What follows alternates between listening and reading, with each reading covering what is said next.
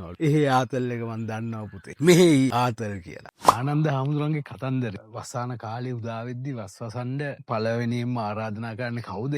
වස්වසන්ඩ Tamanට ආරාධනා කරන්නේ කවුද ඉස්සල්ලාම එතන නවතින්න කියලා බුදුහාමුදුරුවෝ කියලා තියෙනවා. හාමුදුරුවෝ භද්‍ර යෞවනයේ ඉන්න කාලෙක උන්වහන්සේට වස්වසන්ඩ ආරාධනා කරනවා නගර ශෝභිනියක්. මුළු නගරෙම අභිසාරිකාවක් ආරාධනා කරනවා ආනන්ද හාමුදුරන්ට ඒ වස්වසන්ඩ ඇයගේ මාලිගා. අනික් සියල්ලෝම බුදුහාමුදුරන්ට කියනවා ස්වාමීනි යන්න දෙන්න එපා වාග්යවතුන් වහන්සේ. ගියොත් ආයෙ එන්නේ නැහැ. ආනන්ද ගියොත් ආයෙ එන්නේ නැහැ. ගෑණි එහෙමට බඩ ආයෙ එන්නේ නැහැ. අර මහා සුරූපිනිය නගර ශෝභිනිය ළඟ වස්වසන්ඩ ගියාම මේ තරුණයා එන්නේ නැහැ. බුදුහාමුදුරුවෝ කිව්වලු නෑ මං අර කියපු එක එහෙම තමයි ඔබ යන්න. දැන් අර එන ඒකට ප්‍රතිරෝධයක් මේ පැත්තෙන් හැදෙද්දි බුදුහාමුදුරුවෝ එක හිලා කියනවලු නෑ ඔබ යන්න. ආනන්ද හාමුදුරුවෝ ගියන් පස්සේ බුදුහාමුදුරුවෝ එතනින් අනික් අයට කිව්වලු දැන් ආනන්ද ගිහිල්ලා නාවොත් ඒකේ තේරුම මෙතෙන්ට වඩා එතන මරු කියන එක. එතන ආතල් කියන එක. මෙතෙන්ට වඩා එතන මරු කියන එක ඉන්න පුළුවන් කියන එක. එතෙන්ට වඩා මැජිකල් හැපනින් හින්දානේ එන්නේ ආනන්ද නාවොත් ඒ කියන්නේ එතන හොඳයි මෙතෙන්ට වඩා ඒ හින්දා අපි ගිහින් එතන නවතිමු කියලා ඔහොම ගිහිල්ලා වස්සාන කාලේ ඉවර වෙලා දැන් ආපහු එනකොට ආරාමෙට ආනන්ද නැහැල් හැන්ද වෙනකුණුත් බලන් ඉන්නවලු ආනන්ද නැහැල් බුදුහාමුදුරන්ට කියනවලු ඕකනේ